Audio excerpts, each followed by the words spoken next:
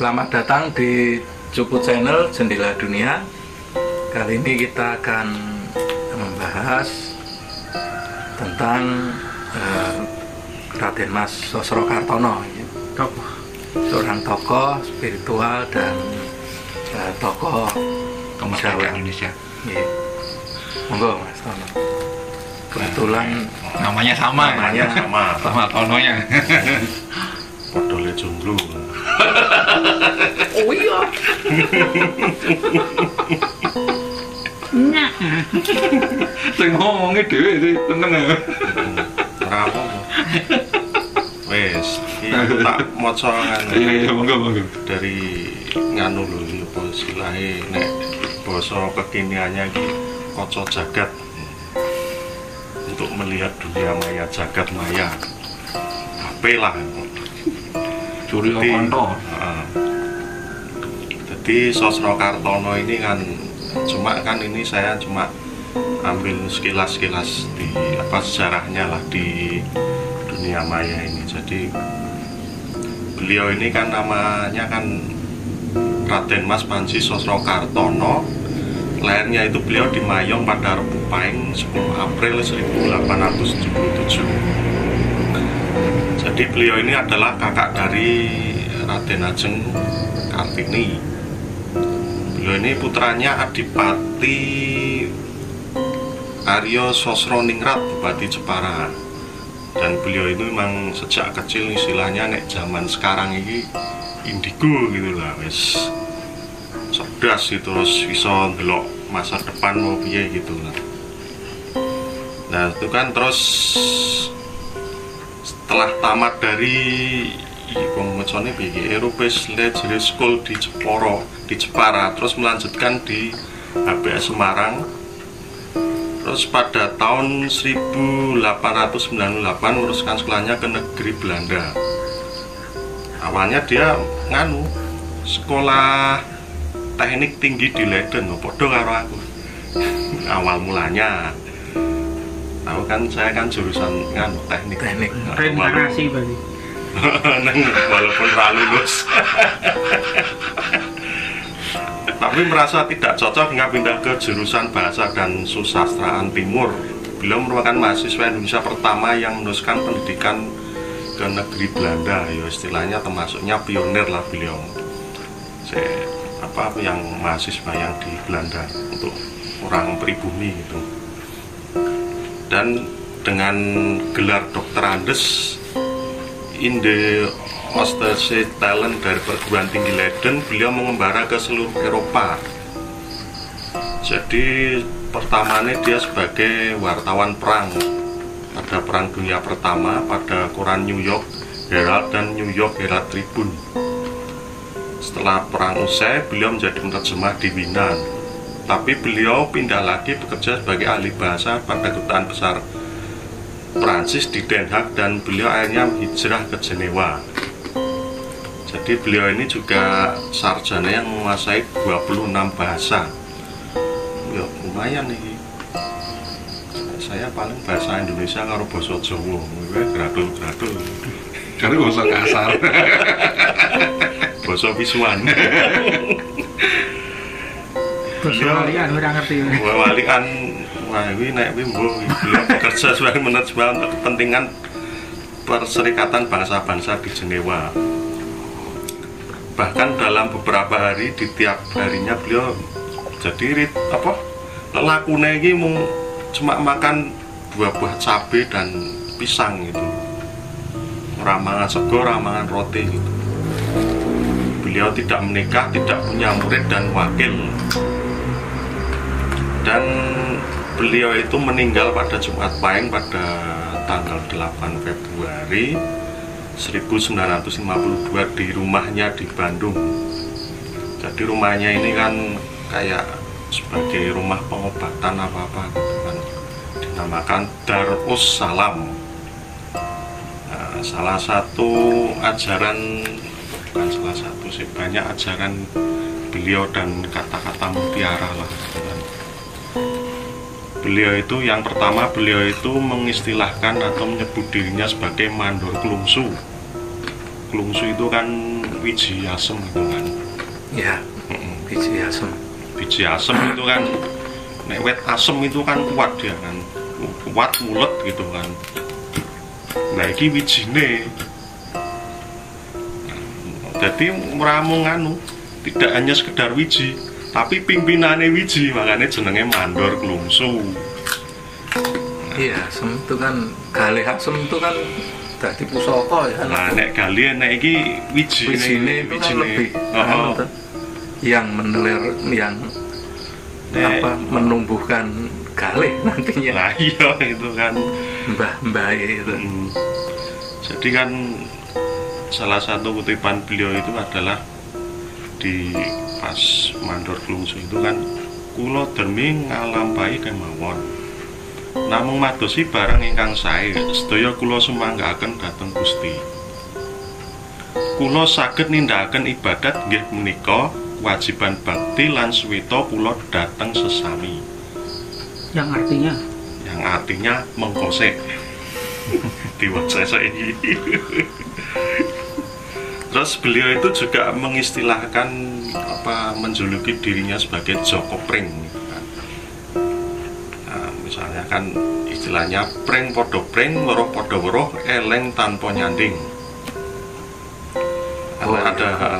Ada versi lain terus cocok. Nyindir.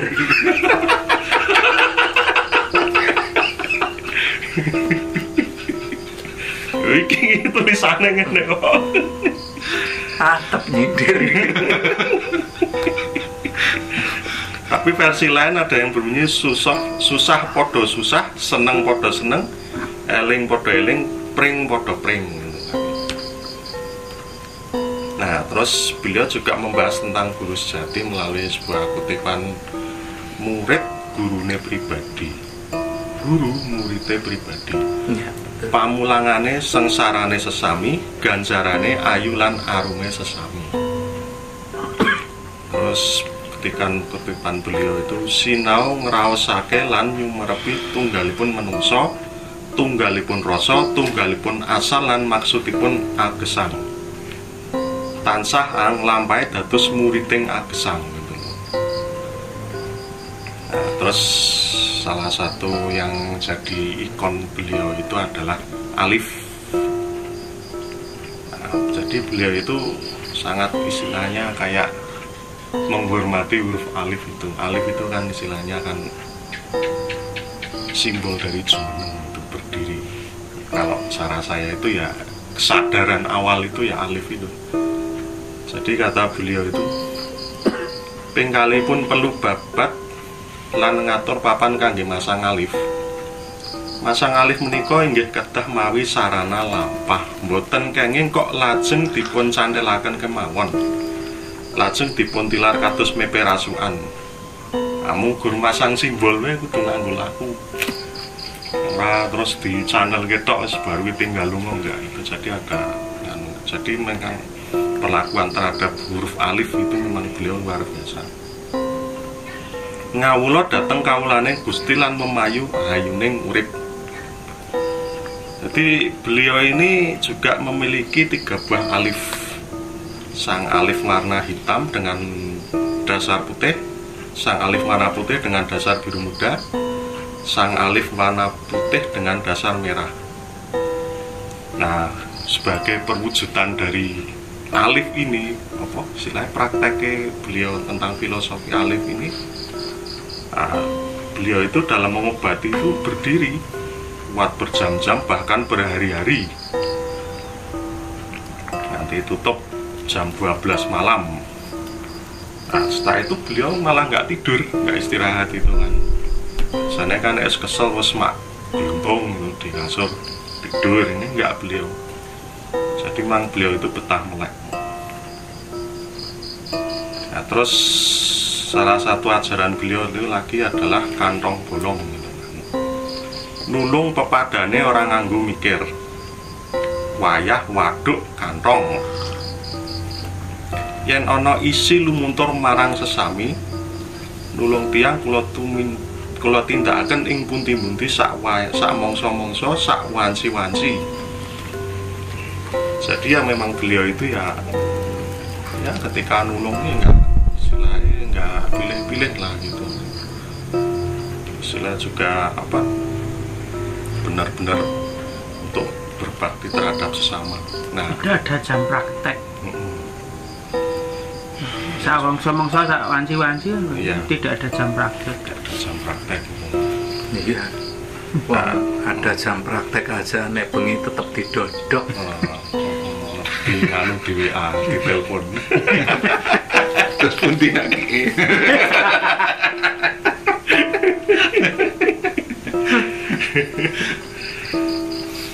Salah satu kutipan beliau yang terkenal itu juga sugih tanpa bondo. Sugih tanpa bondo, terus ada digdaya tanpa aji, ngeluruk tanpa bolo, menang tanpa ngasorake.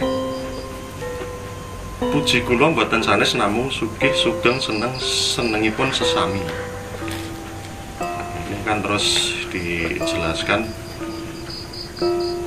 apa? Nah, terus yang sekarang yang digdaya tanpa aji, ajinipun ingkang boten sanes namung aji tekad, ilmunipun ilmu pasrah, rapalipun adilipun Gusti. Wah, ini translator kuasa ini. ya nanti dibahas. Bahasa tenang wae iki kak nembe maca. Terus beliau itu juga membagi 3 tahapan ini dalam digdaya tanpa aji, yaitu tekad, pasrah, dan adil. Tanpa aji, tanpa ilmu kula mboten gadah ajrih, sebab payung kula Gusti kula.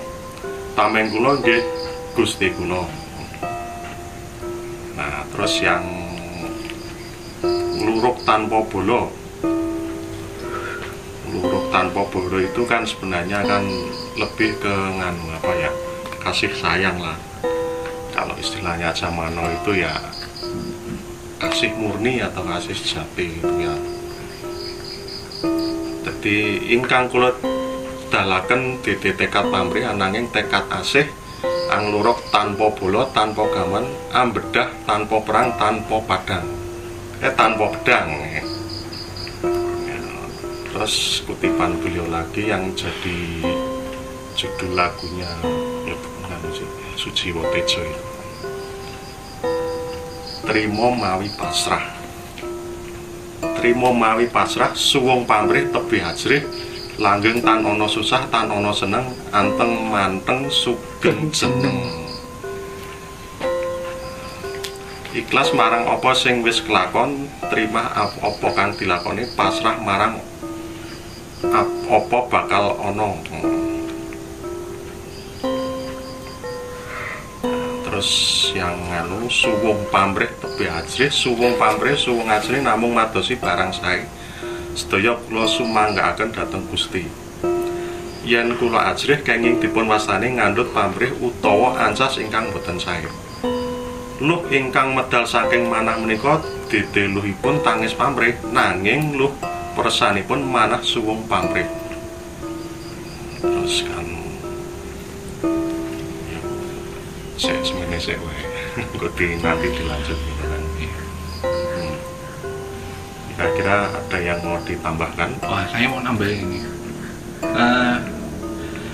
Raden Panji Sosrokartono itu salah satu tokoh favorit yang menginspirasi saya sebenarnya. Maksudnya pertama kali saya punya tokoh favorit untuk yang kejawen ya, untuk yang kejawen karena beliau.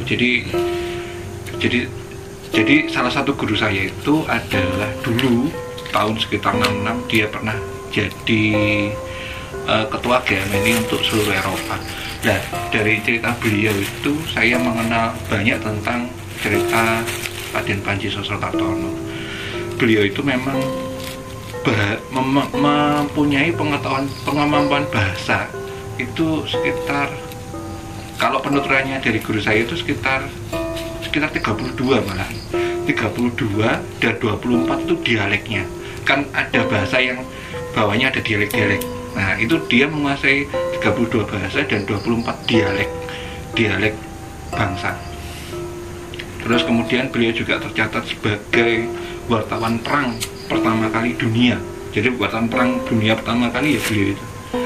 Terus Sosok Kartono itu bahkan dalam catatan Inggris tercatat kemampuan beliau itu pernah jadi dia itu salah satu wartawan perang. Jadi ketika ikut perang itu kan ditawari untuk bawa pistol, beliaunya nggak mau, ya udah nggak mau. Nah ternyata dalam catatan Inggris itu ketika ada rudal itu rudalnya ditunjuk gini menang sik gitu.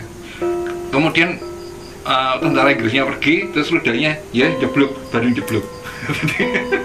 Jadi memang kemampuan beliau itu di Eropa, dalam catatan-catatan Eropa itu dikenal memang luar biasa. Makanya beliau ketika pulang ke Bandung itu banyak pasien ya yang dari luar negeri juga. Dan beliau juga dikenal sebagai guru dari Bung Karno. Dan Bung Karno mendapatkan akses luar negeri itu juga karena bantuan dari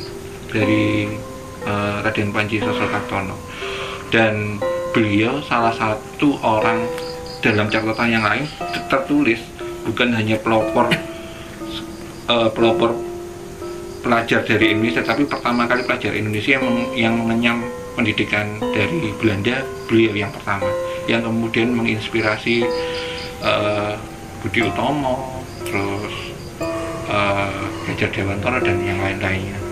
Kemudian beliau menghabiskan masa tua di Bandung, kalau nggak salah di daerah Dago, kalau nggak salah ingat. Kemudian beliau dimakamkan di Kudus. Kenapa kalau saya ingat dimakamkan di Kudus? Karena ketika pertama kali saya ke Kudus itu saya sangat kaget loh, ternyata dimakamkan di sini. Wah, akhirnya saya ke sana gitu. Ke sana dan ya beliau sendiri ya itu kalau menurut terahnya makam yang di sana sih beliau masih turunan Brawijaya sih. Kalau dari makamnya sana ya, karena di situ kan ada makam bupatinya, terus terahnya siapa itu tercatat sebagai terahnya Brawijaya, nggak tahu Brawijaya yang keberapa. Saya nggak seberapa ingat, cuman memang itu makam terahnya bupati sana. Kemudian tentang ajaran-ajaran beliau sendiri itu ajaran-ajaran yang ya sangat dalam sangat dalam dan apa ya, beliau mengucapkannya dengan kata-kata yang sangat-sangat sederhana, sehingga kadang-kadang saking sederhananya itu kadang kan zaman now kan sukanya itu kalau nggak mulu kadang-kadang kan foto itu terlalu sederhana, padahal itu sederhana. Seperti kayak ini, salah satu hal yang diobrolkan Kang Tono adalah kantong bolong.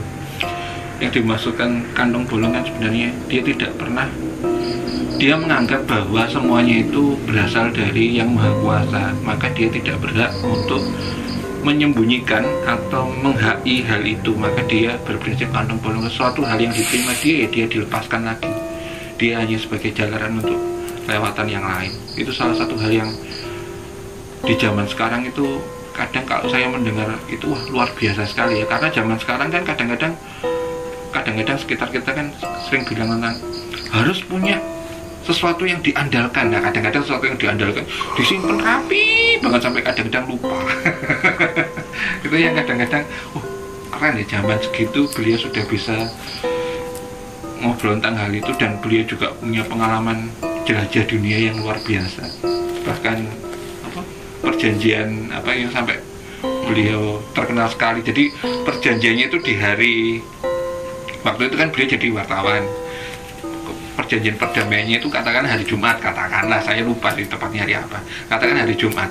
Hari Sabtunya itu beritanya itu udah keluar. yang nulis perjanjiannya kaget. Ini wartawannya tahu dari mana? Oh iya, salah satu keistimewaan yang tercatat di dunia itu sama beliau pernah memotret kawah Gunung Kelut. Orang-orang juga heran kok bisa motor naik ke apa? Ke atas kawah. Iya, atas Gunung Kawi.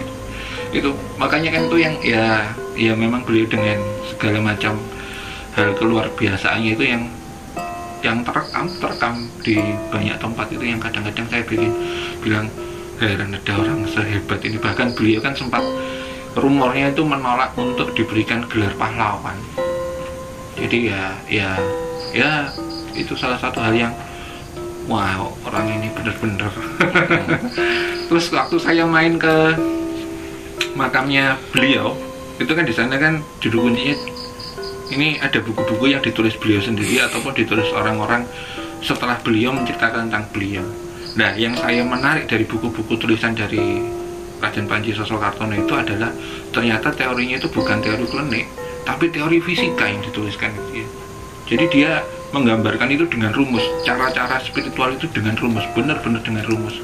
Jadi secara konteks katanya beliau meneliti bahwa sebenarnya spiritual itu ini loh rumusnya, ini loh rumusnya, ini rumusnya. Ya itu yang kadang-kadang saya bikin orang ini luar biasa banget, maksudnya memang beyond di luar zamannya lah beliau itu.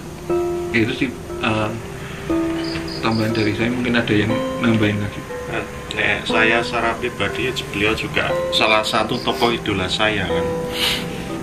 Cuma kan saya ini sebenarnya kan karena ajaran beliau banyak itu kan kutipan-kutipannya dan istilahnya kata-kata mutiara beliau itu kan banyak kan. Saya itu yang tak ambil itu paling cuma 2 kalimat itu kan. Dan itu saya praktekkan.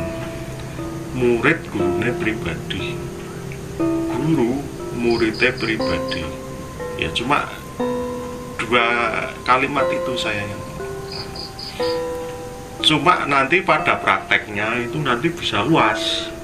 Contohnya gini, pada waktu saya ngomong, saya sadar saya ngomong, dan saya ngomong dengan ego saya kan.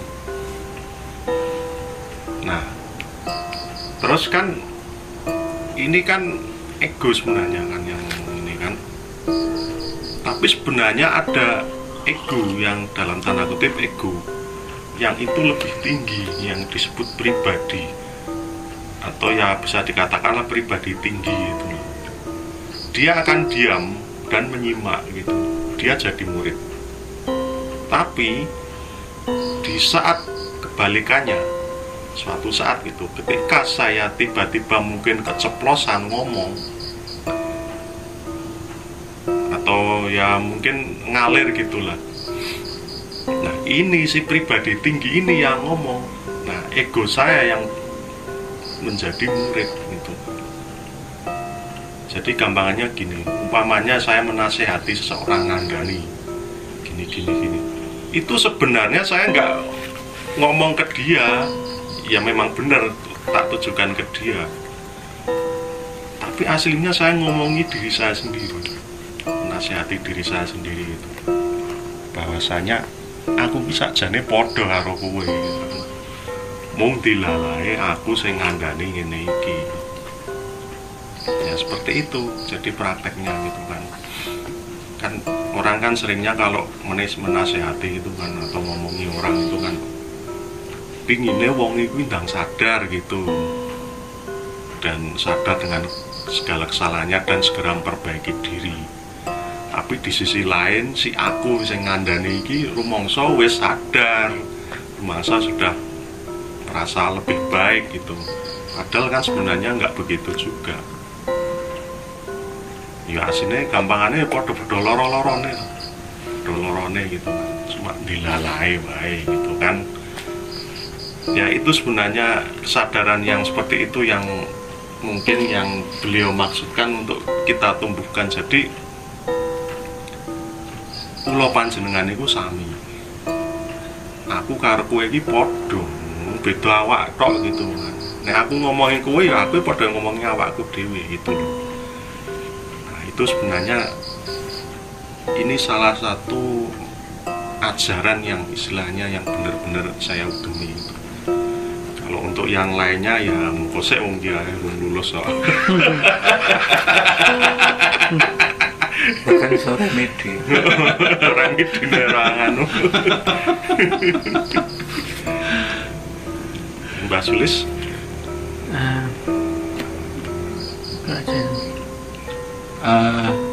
jadi memang Raden Panji Sosrokartono ini kenapa sih kok saya mengidolakan itu kan ceritanya itu kan akhirnya saya bertemu orang yang akhirnya saya jadi muridnya lah. Sebelum saya jadi murid orang ini, saya sudah pernah membaca tentang sosok Kartono. Nah, kebetulan si guru saya ini itu malah pengagum beliau. Jadi ya banyak hal yang diceritakan oleh beliau itu yang sebenarnya kalau kita ngomong tentang ritual kejawen ya, beliau itu melakukannya dengan lebih cara sistematis, dan bahkan cara-cara yang digunakan itu benar-benar metodologi yang berbau fisika. Jadi contoh yang pernah diajarkan guru saya yang menganut alirannya sosok Kartono ini seperti kayak cleansing itu kan menghilangkan energi.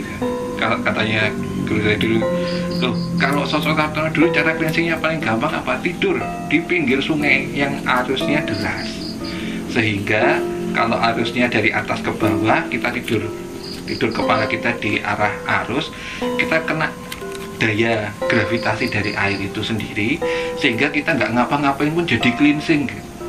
Terus saya mikir, oh ternyata metodenya sederhana. Iya sederhana. Terus beliau menceritakan tentang teori fisikanya, ya walaupun saya nggak dong ya. Dan saya mikirnya, oh ternyata pengajaran dari sosok Kartono sendiri itu memang di eranya beliau itu beyond. Jadi beliau sampai menerjemahkan tentang arti puasa itu apa, kemudian bagaimana metodologi puasa yang benar kayak apa, terus kemudian cleansing itu yang paling tercepat efektif kayak apa, seperti itu. Jadi ya memang kenapa beliau kok sampai punya kemampuan begitu hebat. Bahkan ketika di Bandung itu beliau itu kalau dilihat orang itu apa ya, melakukan pengeram-eram. Jadi setelah tutup ini kliniknya, beliau itu berdiri satu kaki, main catur dengan beberapa orang, dan makannya cuman gempilannya kelapa. Nanti kalau merasa badannya nggak enak, baru ditambahi cabai. Itu yang dilakukan beliau berhari-hari seperti itu. Dan memang benar seperti yang diungkapkan Kang Tono, beliau jarang sekali tidur. Istilahnya nyiksa rogo. Jadi kalau itu dilakukan orang awam, mungkin sudah masuk rumah sakit itu. Bukan dari kayak gitu. Ya itu memang apa ya, salah satu hal-hal yang istimewa dari beliau. Bahkan beliau sendiri pun tidak menghendaki untuk kuburannya atau tempat persemayaman jasadnya itu sampai jadi ramit, beliau juga tidak menghendaki. Jadi beliau memang benar-benar dengan kemampuan seperti itu, kehidupan yang bersahaja walaupun dengan berbagai macam konflik dalam hidupnya ya, itu dia benar-benar woles lah, istilahnya woles, benar-benar woles. Bahkan itu sampai dipraktekkan ketika beliau meninggal pun woles orangnya, mesti woles, tidak ingin terkenal, tidak ingin apa-apa, walaupun sumbangsihnya untuk kemerdekaan Indonesia cukup besar. Itu sih yang saya tangkap dari jiwa besar beliau itu. Nah terus ini tak lanjut ini kan, jadi tadi kan beliau itu juga ada istilah padang ing peteng, wosipun ninggih menika padosi padang ing peteng, seneng ing sengsara tunggaling sewu yuta. Nah saiki nek peteng dedet gitu, kita mencari terangnya itu di mana gitu. Sebenarnya itu bukan berarti kita mencari cahaya, tapi kita menerangi diri sendiri. Nah ini yang susah ini kan, pemahamannya kan. Jadi nggak mencari padang itu, wah ono kunang-kunang gitu. Ya nggak seperti itu, ya memang ada yang seperti itu. Cuma ini lebih ke nganu, menurut saya ya. Ya kita apa? Menyalakan lilinnya diri sendiri, pelita kita sendiri gitu, untuk memadangi atau untuk menerangi gelap yang ada di sekitar gitu kan. Seneng ing sengsara gitu kan. Wis pokoknya nek ben sengsara ki ya wis digawe seneng wae. Ada hikmahnya di balik sengsara itu. Nah, hikmahnya itu yang akan bisa menimbulkan kesenangan atau kebahagiaan gitu kan. Sebenarnya kan ini kan banyak jalannya ini kan, jadi istilahnya tunggaling sewu yuta gitu. Sewu yuta itu berarti 1 miliar, 1000 juta. Nah terus kan beliau itu juga ada konsep yang namanya catur murti. yaitu bersatunya pikiran, perasaan, perkataan, dan perbuatan gitu. Kalau di Hindu kan Nuwun Sewu itu ada Trimurti itu kan, dewanya kan ada istilahnya Brahma, Wisnu, Siwa gitu. Cuma ini kan lebih, beliau itu istilahnya lebih dari Catur gitu kan, 4. Ini kalau dijabarkan bisa panjang ini kan. Satu-satu dulu Istilahnya kan nggak terlalu sebab perkataan Raden Sosrokartono itu memang satu kalimat itu penjabarannya bisa sangat luas. Jadi kayak padang ing peteng. Pemahaman saya tentang hal itu adalah tentang sesuatu hal yang iso madangi peteng itu adalah pengetahuan. Nah, pengetahuan itu yang sebenarnya karena kita tahu nek peteng kena pengetahuan itu padang, akhirnya dia setiap ada gelap dia senang karena pasti tambah pengetahuannya. Jadi kadang apa ya, kadang perkataan itu benar-benar luar biasa maksudnya menurut saya. Jadi kadang-kadang ya sama kayak ini lah, kita ngambil kata-kata yang ngetren dulu lah sekarang, yang dipakai lagunya Sujiwo Tejo itu ya, itu nek dikupas itu juga pemahamannya mungkin per individu masing-masing beda-beda, dan itu sangat menarik sekali untuk dikupas, apalagi di zaman now ya. Jadi seperti menang tanpa bolo, menang tanpa apa ngarepmu? Menang tanpa sing ngarep saklunge apa ya? Sekti tanpa aji. Sekti tanpa aji, menang tanpa ngasorake, sugih tanpa bondo. Menang tanpa aji, ngluruk tanpa bolo. Menang tanpa ngasorake. Nah, itu kan sebenarnya kata-kata itu bener-bener hal sing mewakili dari, kalau penerjemahan saya pribadi itu mewakili dari pengejawantahan pengetahuan. Dengan pengetahuan kita yang luas dan kebijaksanaan yang sudah tinggi, itu kita bisa melakukan hal itu. Jadi kita bisa menang tanpa sakti tanpa aji karena ya kita berpengetahuan luas. Kemudian nurut tanpa bolo, ya bolone ra ketok kok. Soalnya kan orang Jawa dulu ngomongnya yang digembol ra medosol, dicekel ra merusut. Itu kan ya cuman pengetahuan itu sendiri. Kemudian menang tanpa ngasorake. Orang kalau berpengetahuan luas umumnya dia disertai dengan kebijaksanaan yang tinggi. Karena kebijaksanaan yang tinggi itu dia bisa mengalahkan orang lain, atau istilahnya kalau berargumentasi itu tidak merendahkan lawan bicaranya. Itu yang sebenarnya yang dicari itu sebenarnya bukan menang-menangan, tapi kebersamaan, toleransi lah, istilahnya toleransi. Kalau zaman sekarang dibahasakan toleransi. Dengan toleransi itu sendiri kan kita bisa rukun, kita bisa guyup, kita bisa melakukan sesuatu bersama-sama. Itu jadi suatu hal yang tambah jadi itu tadi terusannya sugih jeneng. Sugih anteng suwung pamrih tebih ajrih. Karena apa? Temannya banyak. Langgeng tan ono susah, tan ono seneng. Nah, itu. Anteng manteng sugeng jeneng. Nah, namanya jadi harum dan dikenal banyak orang ya dikarenakan itu tadi. Karena dia tidak mencari perpecahan. Karena dia menjunjung tinggi toleransi. Ya dia bisa saja dengan kemampuannya ngolok-ngolok ke wong liya yang kemampuannya lebih rendah, tapi dia tidak melakukan hal itu. Itu kan saya jadi ingat pernah lihat video di YouTube itu. Jadi kan itu kan sepak bola, pertandingan ada penalti gitu kan. Nah itu kan sebelum penalti kipernya itu kan kayang-kayang dulu lah. Memperlu istilahnya dia menunjukkan kelincahan dia gitu kan. Begitu eksekusi penalti, gol. Gantian penendangnya yang kayang-kayang. Ngece kipernya. Nah, itu namanya menang nganggo ngasorake itu. Tapi memang godaannya itu berat sih ketika kita diajak-ajak gitu kan.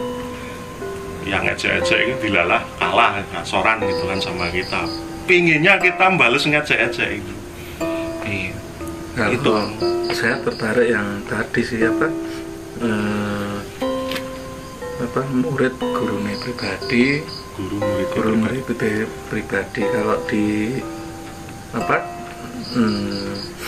dalam belajar memang seperti itu ya. Kalau untuk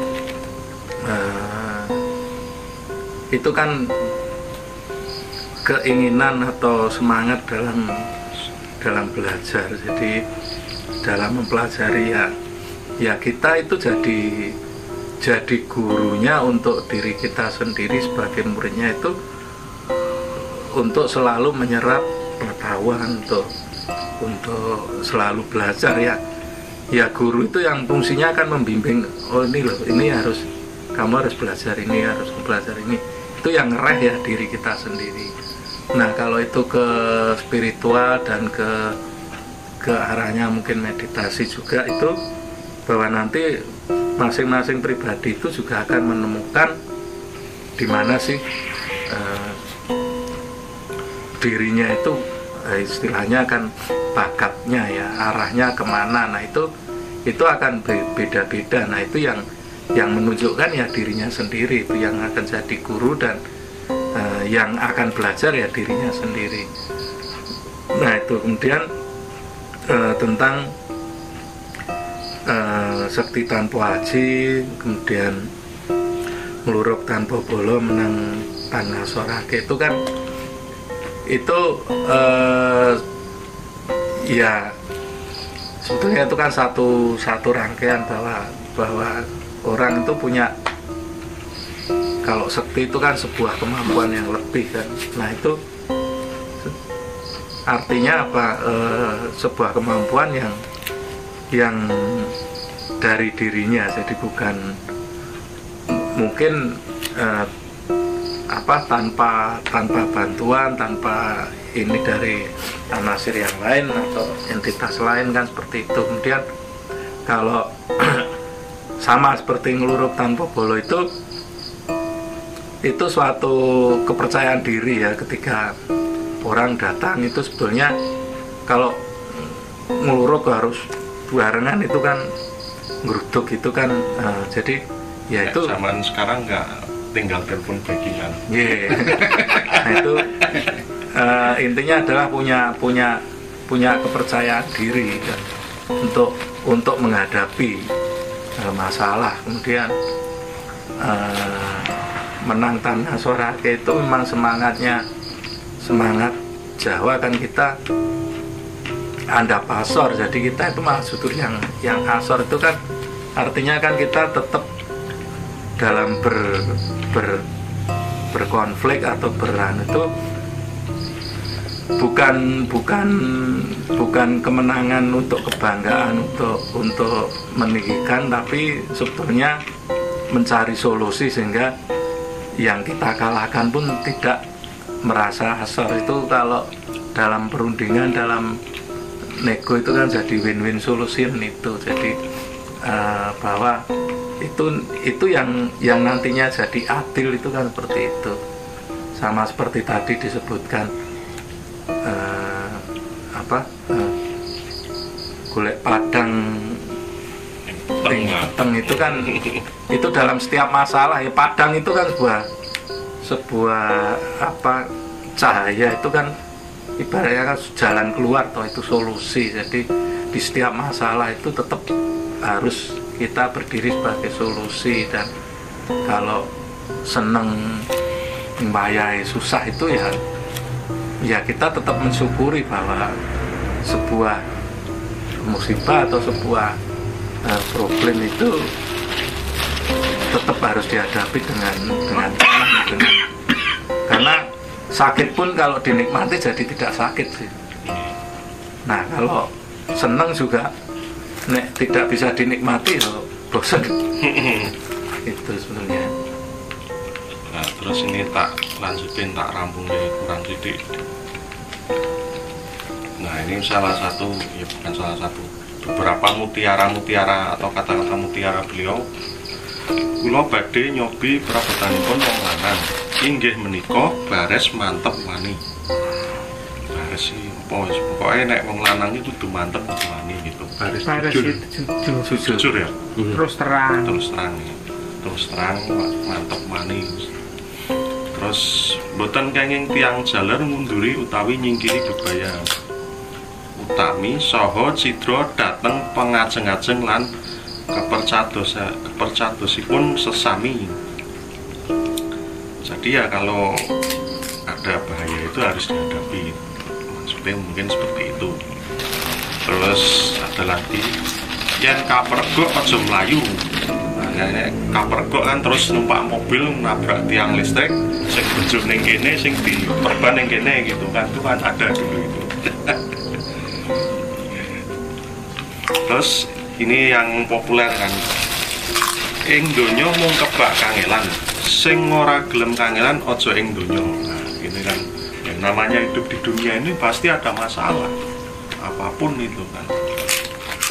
Pinginnya semua masalah terselesaikan atau nggak ada masalah sama sekali, yo aja urip ning donya gitu. Sokos ning planet Selamat.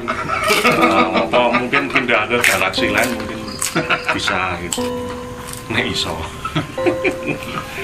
Ajinipun nggih boten sanes namung aji tekad.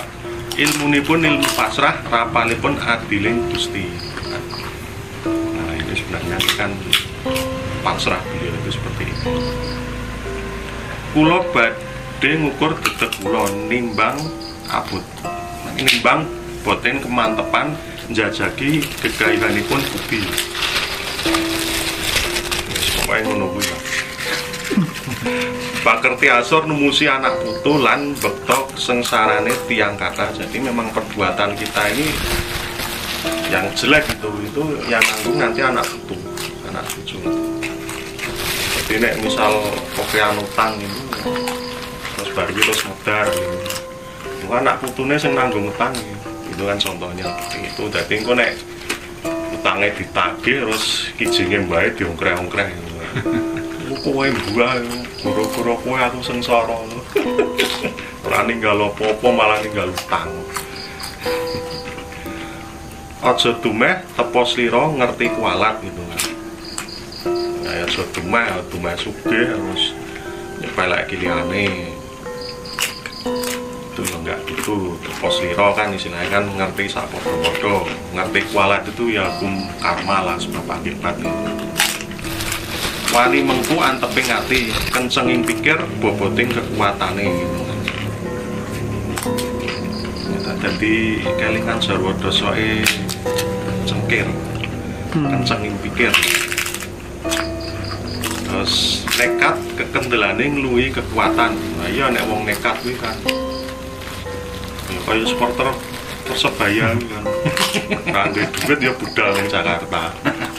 Tang baru gue terus nyolong panganan gitu kan. Itu kalau orang nekat seperti itu. Tekad pamrih nanging tekad asih. Nah ini beliau ini kan istilahnya meniatkan segala sesuatu bukan untuk pamrih gitu kan, tapi istilahnya kasih terhadap sesama gitu kan. Terus tiang melampah menika sangunipun lan gembolanipun setunggal. Inggih menika maksudipun. Ya ini kan istilahnya kan kalau kita lelaku gitu kan sehari-hari itu. Sebenarnya modalnya itu cuma satu, niat gitu. Niat lelaku ora itu niat. Istilahnya modal awal itu seperti itu. Nah, setelah niat kan baru tekad gitu kan. Niku karepe maksudipun kan tujuan. Nah, itu kan Mempunyai tujuan. ayo kuwi kan niat lelaku ora nah, terus istilahnya dengan tujuan bicara aku loh. Aku yang ngundang kerja itu.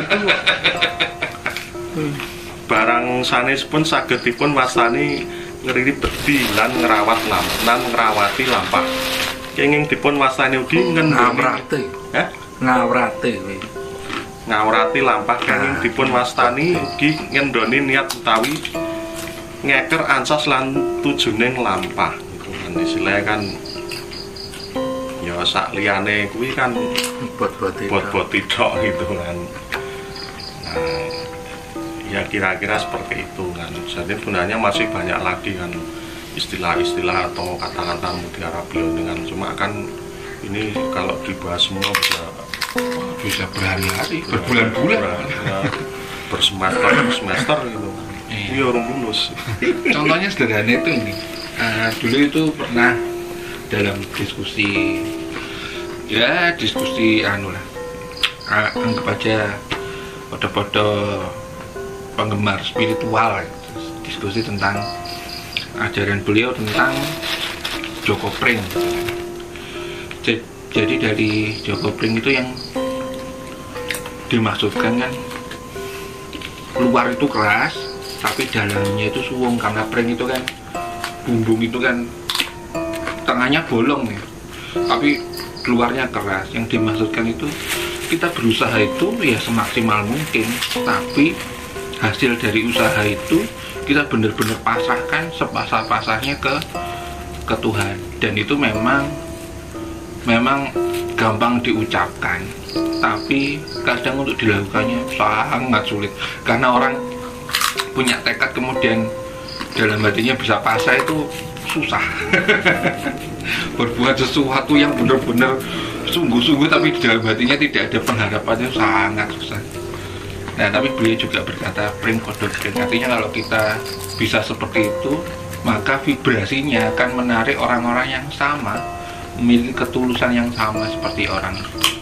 Makanya secara pesan moralnya kan pring ketemu pring gitu, rasa wedi nek dadi ngono ijenane rasa wedi karena masih banyak orang-orang yang seperti itu. Gitu. Soalnya kan kalau sudah pasrah itu kan Lokro istilahnya tekadnya luntur gitu kan. Jadi istilahnya mencair itu. Dan itu memang makanya saya itu wah luar biasa orang itu. Masih bisa bukan, kalau menurut saya sih ininya pengertian pasrahnya itu. Iya. Sebetulnya bukan berarti ngelopro. Pasrah itu mungkin yang dimaksudkan adalah bahwa tetap berusaha keras, tetap itu memang kalau istilahnya kan syariatnya itu tetap kita kerja keras, kita kejar ini. Cuman masalah nanti hasilnya. Hasilnya itu seperti apa, itu yang dianggap yang pasrah tadi. Jadi bukan berarti kita pasrahnya itu pasrah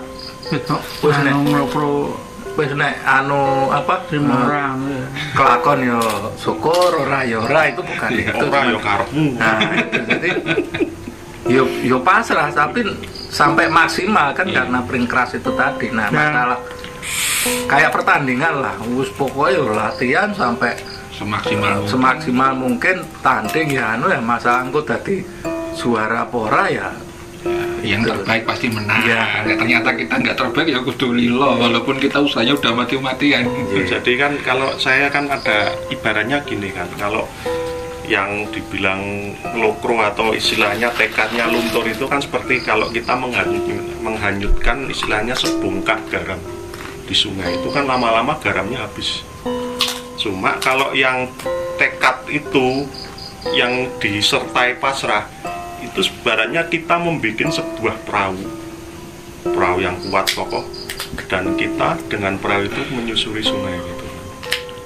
Bukan kan perahunya kan nggak nganu, kan kita buat sekokoh mungkin jadi kalau ada batu di depannya atau apa itu kan dia nggak apa-apa gitu kan. Ya seperti itu. Tapi kita tetap mengikuti aliran sungai dan perahunya tetap masih ada, masih utuh gitu. Itu seperti itu. Jadi perahunya nggak larut nggak anu, tapi dia mengikuti arah arus sungai gitu kan. Nah, seperti itu kalau saya gitu.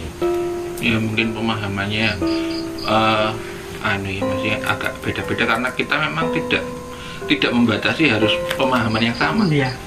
Gitu. Jadi ya memang dan bukan muridnya sosok atau cocok. Bukan. Iya. Yang tahu itu persis ya tentu beliaunya sendiri. Sedangkan beliau sendiri tidak mengangkat murid. Ya iya. Kan melaku deh. Iya. Jadi beliau itu memang kalau penuturan dari guru saya itu hobinya beliau itu memang suka memberikan wejangan-wejangan yang sangat sederhana, dan kadang-kadang kalau penuturannya guru saya kalau ngobrol sama beliaunya itu ya wis pokoknya tak kandani ini perkara ngerti gak ngerti itu menurut kedewasaan jiwa masing-masing gitu. Jadi memang beliau tidak memberikan medaran yang khususon harus begini enggak. Karena memang dari kata-kata yang sederhana itu, dari perjalanan hidup, pemahaman dan segala macam itu bisa dipahami dari berbagai macam hal sepengetahuannya. Jadi kadang-kadang itu, nah contoh saya dulu itu pahamannya cuma segini, ya ngartikannya segini. Nanti pahamannya naik lagi, oh ternyata beda lagi saya nemunya. Nanti pahamannya nambah lagi, oh ternyata beda lagi. Kadang-kadang, wah keren orang ini. Makanya kenapa saya misalnya ya menjadikan salah satu idola saya, karena ya itu tadi, ternyata orang Jawa ada loh yang seperti ini, bahkan itu mencatat nama besar di dunia. Ini kalau ajaran-ajarannya diuncai ini kan, ini bisa jadi konten lagi istilahnya. Kalau suatu saat perajaran mungkin bisa. Perajaran Iya, kita perajaran. perdalam mungkin di episode selanjutnya gitu kan. Baik, demikian obrolan kita tentang Raden Mas Susro Kartono. Mungkin tentang ajaran-ajarannya bisa kita bahas di episode berikutnya. Sampai jumpa.